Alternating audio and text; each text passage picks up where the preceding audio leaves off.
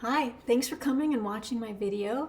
Today we talk about shipping and painting in Spain, different types of art stuff I do in my studio, and quick sketch, drawing the figure. So thanks for coming, and I want to invite you to a free trial on our Patreon. Every month, Scott and I do a live stream where we meet people, we can answer questions, we show demos, we talk about paintings. I mean, it changes every single month. And each month we also offer like 2 to 4 new videos on the first of each month. Now, we're so excited. Free trials. You can come and watch everything for a week, literally binge, and then cancel. Now, my goal is to give information away for as cheap as possible. I also love to share lots of demos and information on YouTube. I love the fact that it is 100% free. Now on Patreon, we get a little bit of money, but it is something that I spend a lot of time on. I mean, each month we dedicate a lot of our time towards giving tutorials, lessons, giving away any kind of information that we get, we give to you. I invite you, please join this link and join for free 7 days. And our next live stream for January is the 24th, Friday the 24th, and you can join the day before. Join our live stream, see if you like it. You know, I don't really want to subscribe to a ton of stuff either. So I like knowing that it's something that interests me before I have to pay for it, right? And I mean, I offer it for $5 a month. So it goes from 5 to up to, different tiers of mentoring. So I invite you to join us. I hope to see you.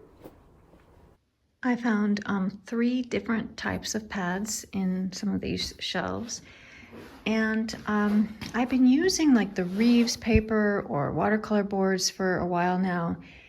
And I want to try paper that is smoother, right? That I could put a charcoal powder down and lift up with a kneaded eraser. So I have these 3 different kinds. They're all Strathmore. This is Bristol Vellum, 2-ply Bristol. 100% cotton, 500 series. It's pretty smooth. It's not like a super slick, like a hot press, but it's smooth. No like texture.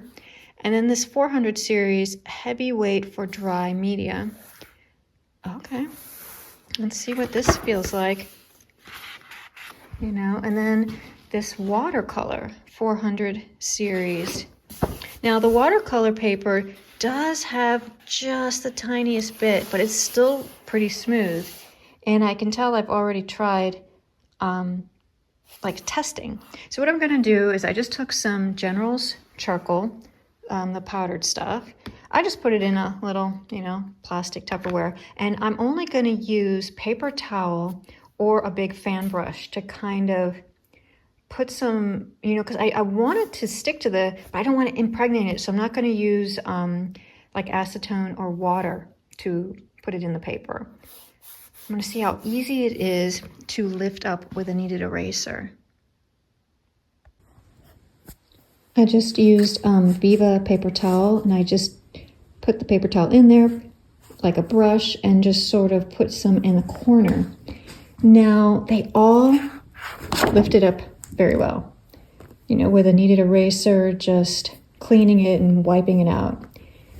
Okay, now they're all very similar, okay? The watercolor paper is pretty sturdy. So probably one of the main reasons to use this Strathmore watercolor paper is sometimes after I do a drawing, gosh, at the very end, I might want to do a fancy technique. Like I might want to use a little bit of acetone or water with the charcoal dust, and mix it almost like a paint, like a watercolor, and brush some on in the darks or splatter some.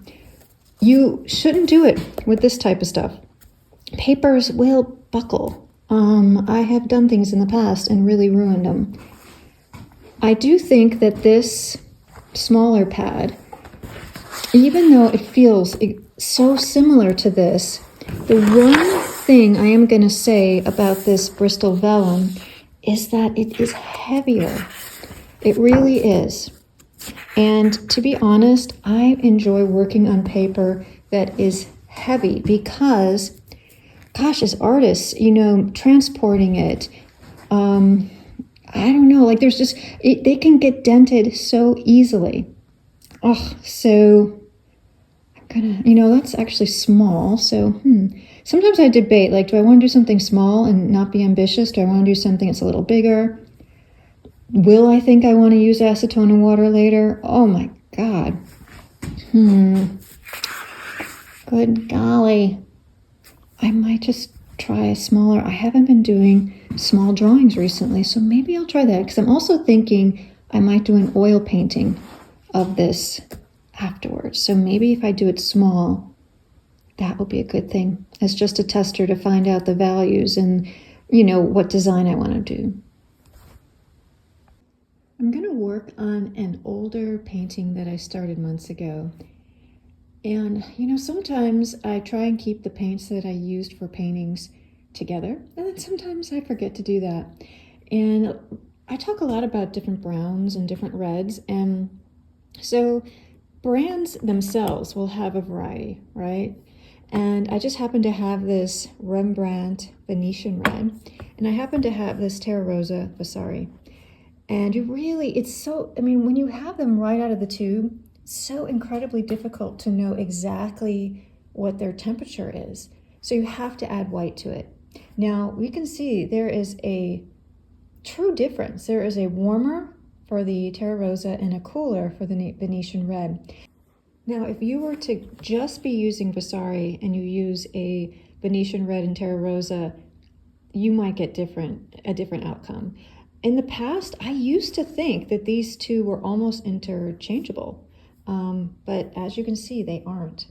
And what I'm doing is an oil version of that pastel. And so I'm trying to keep it in, these tertiary, right? The warm and cool of a red. And I just wanted to let you guys know about this, that test out all these different reds and add white to them. And you know what? You could do a painting with this being your lights and this being your shadows, or vice versa, and the viewer will understand.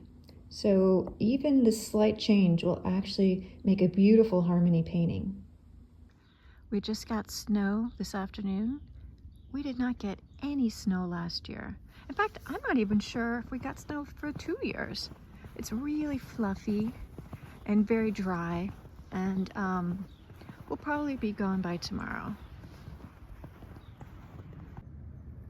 Unfortunately, Scott had to drive while it was snowing to the airport, but luckily he got there.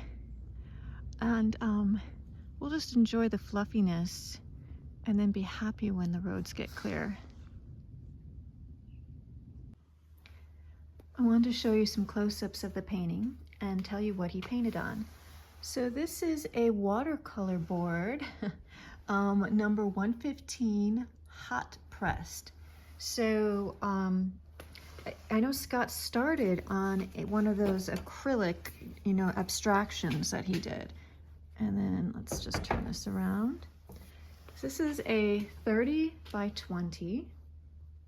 And you can still see some of the, preliminary that he had. Some of those colors. He didn't completely destroy it.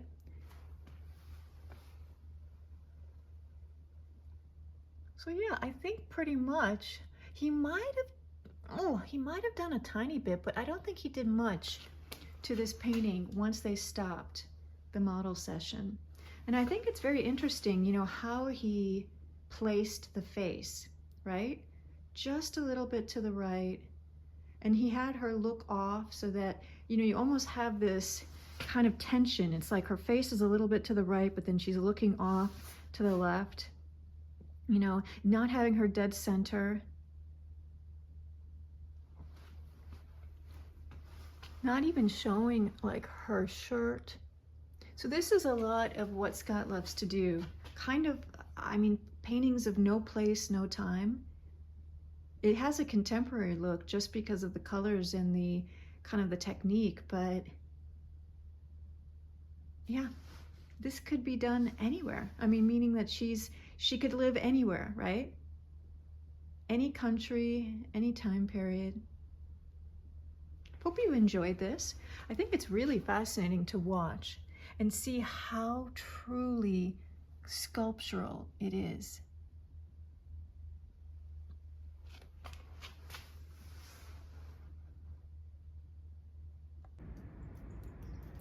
I hear cars sloshing around and making lots of noise because people do not know how to drive here. Scott said while driving to the airport, he saw all kinds of cars like on the side of the road. And really, this shouldn't be that bad. But yeah, like I'll hear them revving their engines on the road and, you know, because I don't know if they're just sliding or what. But yeah, it's a horrible noise. But I just thought I'd show you that beautiful sunset. What the heck? I mean, what is that car doing? It just sounds like it's going on. Oh, I know what it is. There are people on four-wheel drives. That's what's happening because it's like too loud and I hear people. Oh, what's going on there? Why is he stopped?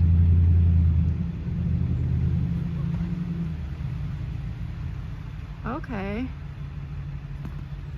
I have a caravan of people in pickup trucks stopping in front of. Yeah, Scott said that he saw a lot of people spun out, and it's always the people with the big giant pickups because they think they can drive fast and they can't because they'll just slide off. Oh goodness. The problem is that whoa. What is going on? Young guys in pickup trucks is like, well anyways, so right there, we live on a very tall hill and it's like, a lot of times in storms we have police literally stationed out in front of our house so that they stop people from going that way because they'll go down the hill and just kind of. And it's scary. I mean, I just hate knowing that that happens, like right in front of our house. I'm hoping that tomorrow they'll clear this up. I mean, we haven't had any of the city people come and clean our streets. We knew we were going to have snow for a long time. This guy's going too fast. Oh, it's because they have a four-wheel drive and they're having fun. And those things probably don't even have a seatbelt. Okay. I'm just gonna go back into my house with my cats. Yep, that's what I'm gonna do. It is super duper cold and I had to de-ice my car. Gosh, hated that. I'm here all by myself. Scott is in Chicago, setting up for Quick Sketch. Yeah, I'm gonna figure out how to make this studio better. I don't even think we're gonna have that many people today because of the weather. I know someone's sick. Someone just said they couldn't come. So it might not be a big group. I'm gonna sit on this side. So many times I sit on that side and I've just done that forever. So I thought I would change it up and see what it's like over here. And I like being a little bit more to the side just because of the strong light. You get stronger shadows on the side. Normally I would put this out in the hall. Remember, I don't know what to do with this yet. I just love it so much. And I don't have space in my home studio.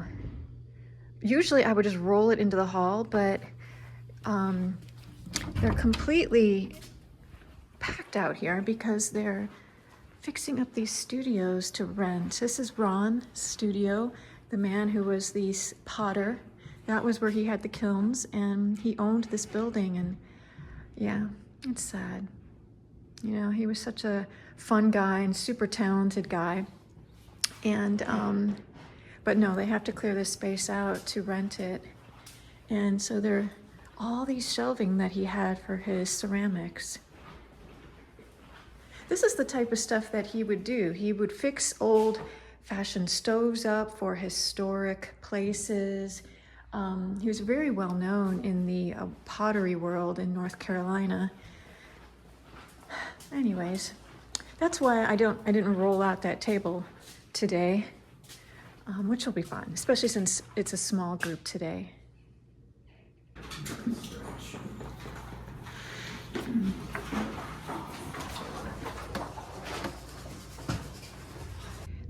The friends just left. I hear them walking down the hall, and I thought I would just show you some of my sketches.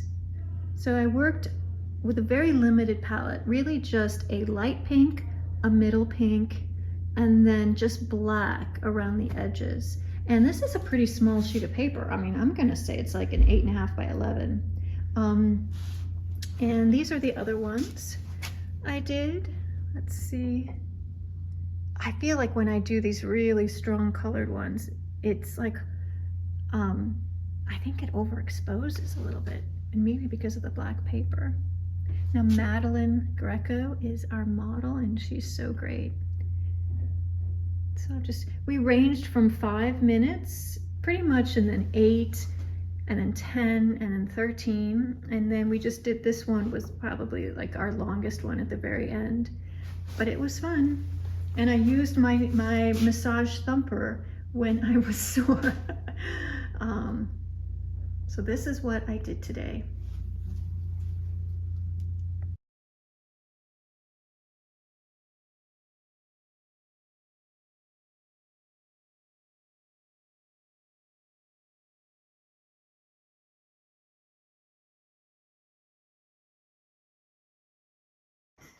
I love how adorable Theo looks here in the light. It's so nice and warm behind the computer screen, and that light kind of coming down on him. Ooh, we got snow outside. Cars are going. So my kitties love to just sit here while I'm doing computer work. Baby, you're so sweet. Look at how messy our table is. Yeah, it's messy, Theo, I know, but you don't care. You don't care, my baby. Today, Scott and I are going to be reframing this watercolor that Scott did. I think he did it in 1996. I don't know. Yep, 1996. So this was done on watercolor board, and this is about it's almost like a 24 by 30. It's very, very similar. And I always loved the way Scott did watercolor. He really would put on the paint very much like an oil painting. I think because he never took watercolor classes, and he's such a bold painter, he would just be so direct. He rarely would do washes. I mean, you could see a little bit about like that in the face, you know, and in the hands.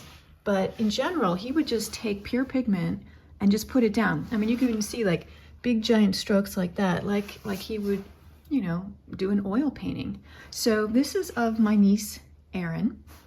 And this is when we lived in Chicago, in Rogers Park. And we just had her pose on our apartment floor with all these like fake flowers. And so Scott's coming and bringing the frame, because we had this framed for years. I never wanted to sell it, but it had started to move with inside the frame. I think we just, I don't know, over time, we just maybe didn't do it as great as it should have been. And it's a beautiful frame, so I wanted to reframe it and hang it in our living room. This is where we hung the watercolor.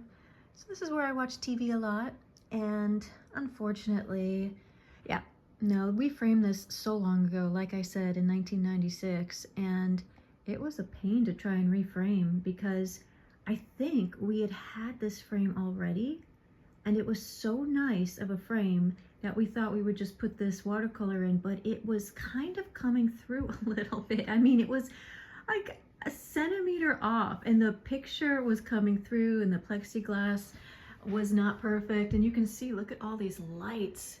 That's why it's so important to get non-glare plexi. In fact, I would splurge on the museum grade, which is, it has some kind of coating that it like protects the picture so it doesn't like change colors. I'll tell you how much it costs, but I'm gonna order it tomorrow. You can find a wholesaler that sells plastics and glass. You don't have to go through a framer, because I just got something framed at a framer for that Tucson show, and the plexi was probably close to 160 bucks. So I think you can get it from a wholesaler for, you know, half that. This size is pretty big. I mean, I'm gonna say, oh my God, it's like 30 by 38, 32 by 38 or something. So that is gonna be a lot, but you see, I mean, you have to, look at, you have to get the non-glare or else, you know, reflections just really inhibit the piece. I have been trying to be very, very, very diligent about saving things. If anyone's been watching videos the last year, I have been going through boxes. I have been trying to reorganize. And it could be just my old age. I don't know, but like you start to go, well, what's going to happen to all this stuff, right?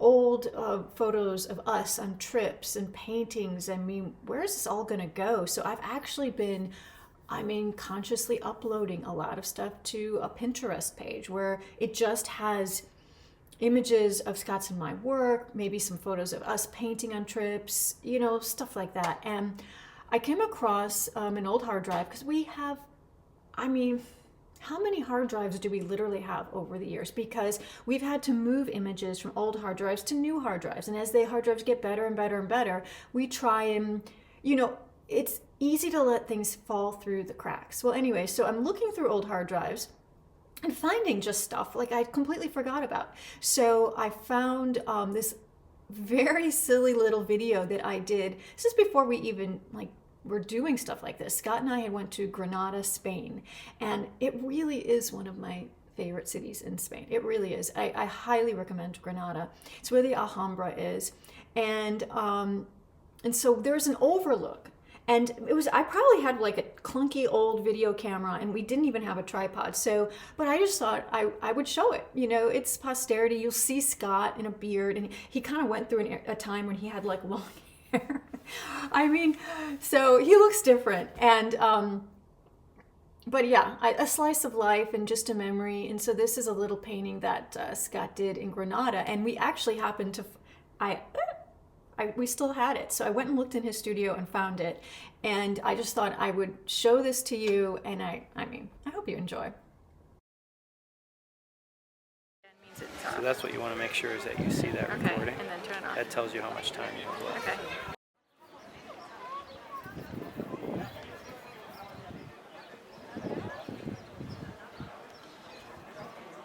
Oh, and it doesn't focus automatically.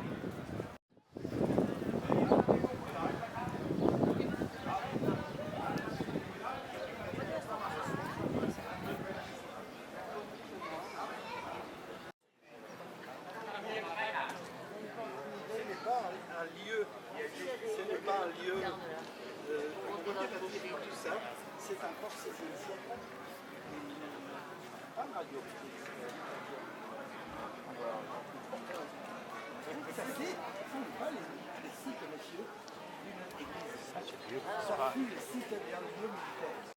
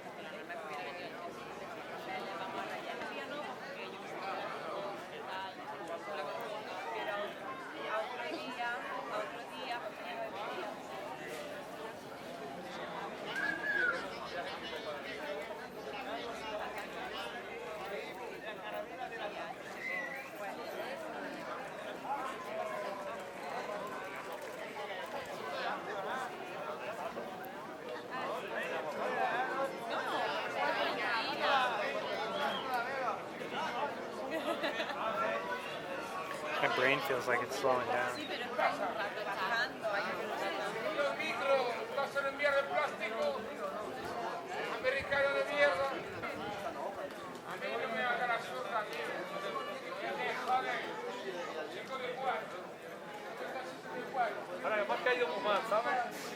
Ha pasado al lado oscuro, Manolo, tío, de verdad.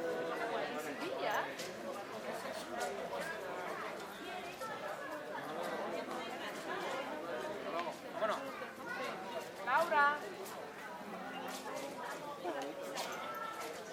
Yo no veía poder hacer lo menos 20 años, ¿sabes? No tenía que ser. No,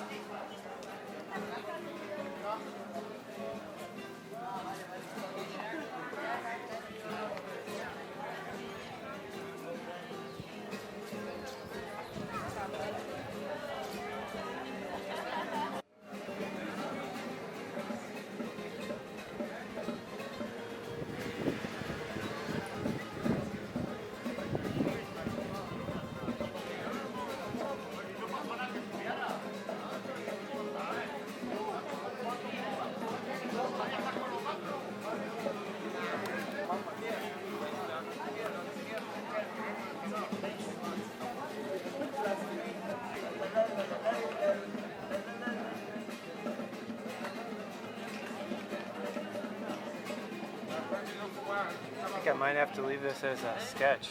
Well, of course. I'm getting so tired. We might have to leave it as a sketch, of course. Why don't you sit down for 5 minutes? I'll get you a fruit smoothie. Go get me a fruit smoothie. Yeah.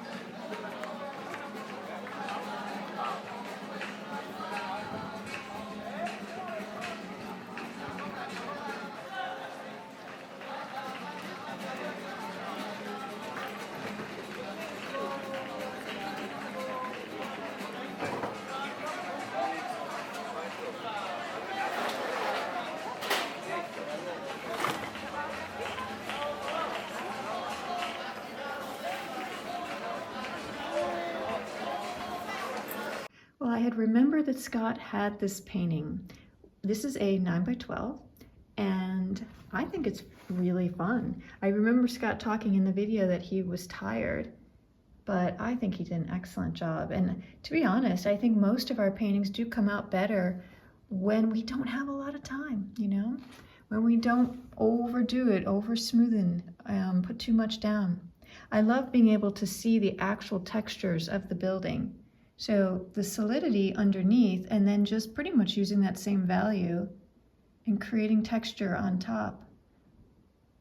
You know, you saw in the video that he would put down a color and then pretty much almost mix a neutral, maybe a cool or warmer version of that value, and put it right on top. So it does mix together. Yeah, a fun little painting. I'm so glad I was able to find it.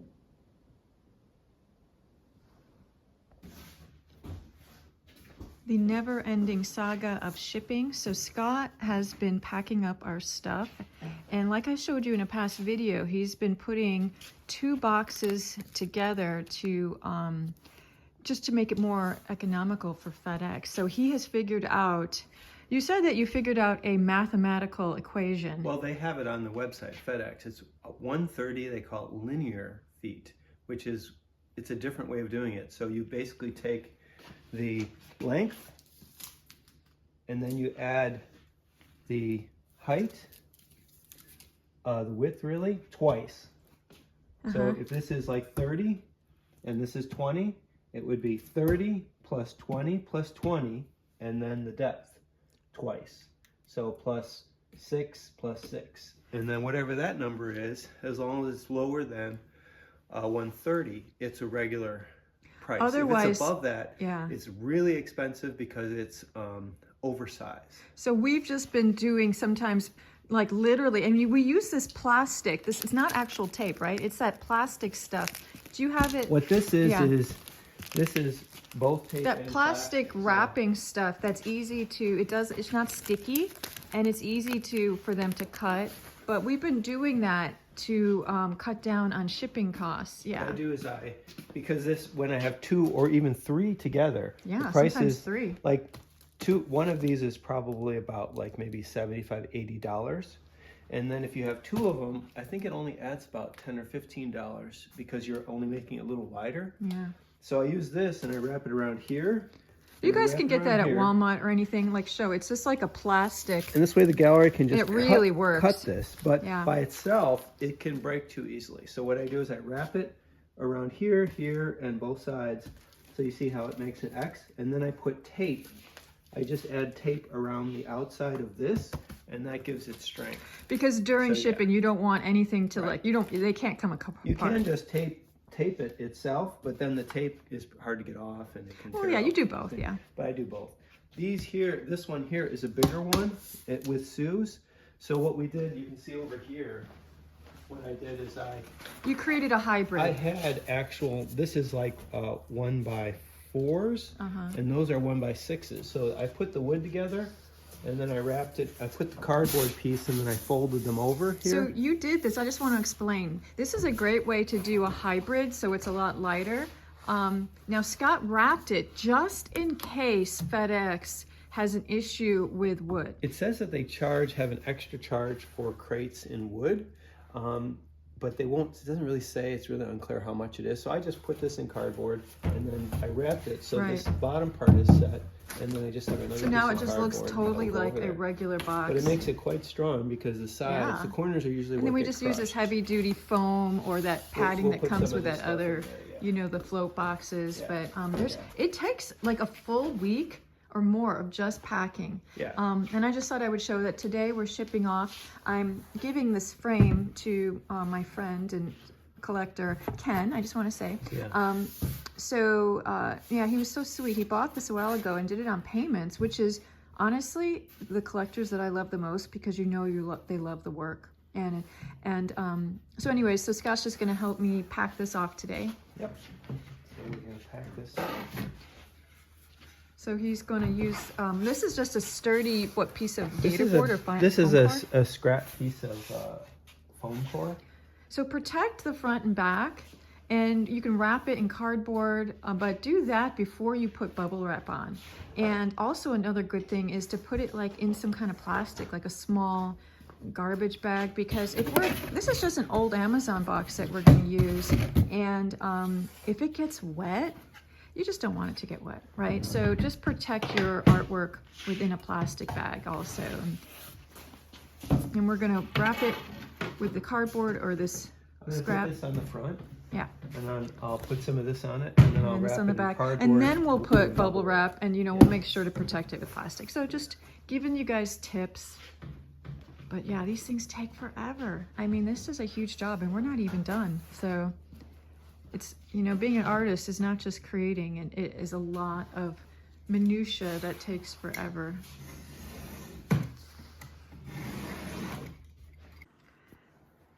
I want to show you guys again how Scott is packing up our packages.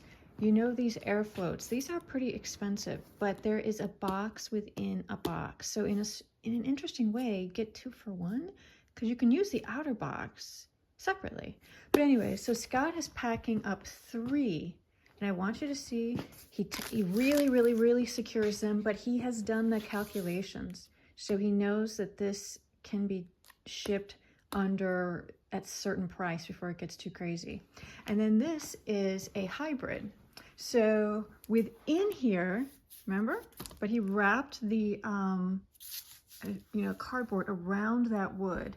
So it's really sturdy. I mean, I call this a hybrid. It's pretty much as good as a crate. And then, yep, all of these are gonna go off tomorrow or Tuesday. I mean, I don't even know how much all this costs. It really is shocking, but I want you guys to see that this is what being an artist is.